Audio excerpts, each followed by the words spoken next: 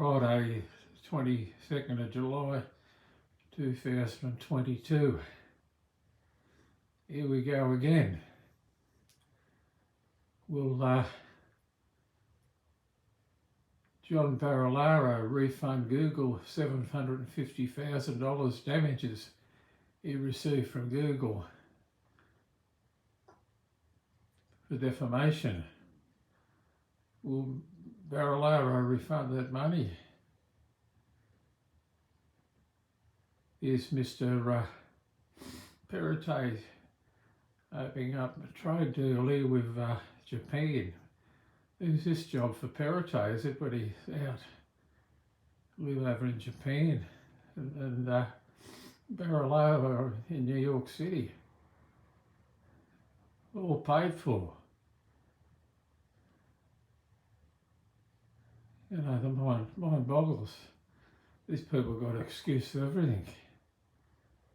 They just lie on the parents' grave. It's just bloody terrible.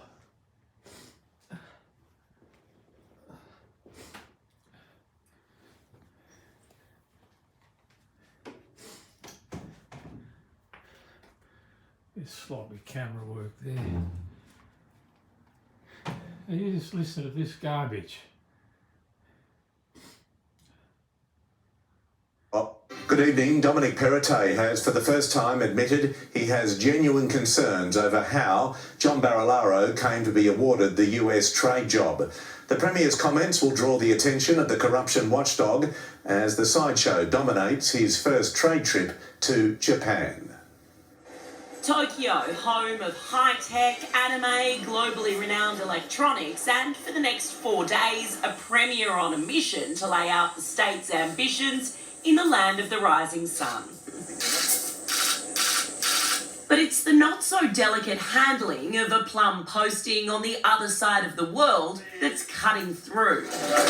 There's a point that the controversy around the New York appointment might overshadow your first Yes. Yes. A qualified candidate handed the US Trade Commissioner job only to have it snatched away and given to former Deputy Premier John Barilaro in a series of events which even the Premier has finally admitted is becoming murkier by the minute. Concerns have come to light in relation to how the Jenny West matter was handled. In Sydney, an inquiry into the controversy heard more evidence of the timeline of events. Another Barilaro staffer claiming he was directed by his boss to change the way trade positions are appointed as soon as possible, a decision that saw Ms West lose the job, and within a month, the Deputy Premier resigned from politics. What conversations did John Barilaro have with Dom Perrottet and Stuart Ayres which meant that they could fast-track this through Cabinet in just 10 days? Just yesterday, it was his former Chief of Staff with the bombshell allegation that Mr Barilaro told him, "We're going to bring back a bunch of postings around the world. I'll get them to put one in New York. That's where I'm off to." A conversation Mr Barilaro denies. John Barilaro should have the... There might be a trade commissioner there for Perrottet in Tokyo. opportunity to refute it, to do that under oath and to appear before the committee with cross-examination.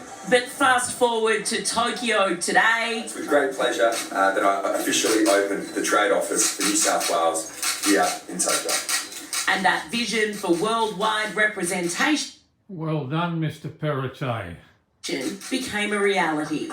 Japan is already the state's biggest export market, and it's easy to see why. A huge population, high disposable income, and a major dependence on imports.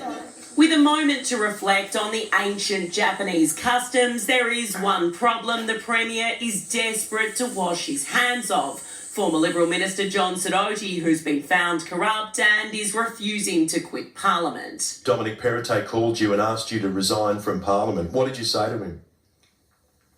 It was 2 words and I can't mention them on camera. Obviously there are challenges domestically, I accept that, but my job as Premier is to continue to drive our state forward. Perhaps Dominic Perrottet's hoping by the time he's back on home soil, the heat will have come out of the argument. And our state politics reporter Liz Daniels joins me live from Tokyo tonight. Liz, the controversy surrounding John Barilaro's appointment certainly not going away. It isn't, Pete, and for weeks now the Premier has insisted he can't see the issue with John Barilaro's appointment. Perhaps a little bit of distance here in Tokyo has made him realise that key admission that he does see concerns. It's a distraction the Premier certainly wouldn't have wanted for this trip, but it hasn't stopped him doing deals. I can reveal tonight, just this afternoon, Hitachi, the global Japanese manufacturer, has agreed to become the first tenant at Bradfield. It will be the only non-government, or the first rather, non-government building in our Western Sydney airport city, Pete. Liz Daniels in Tokyo, thank you. Yes, Australia was once a self-sufficient country. Both Liberal and the Liberal National Party and Labor destroyed that. They destroyed that, and look what they've done. It's just terrible what these people have done. And they keep doing.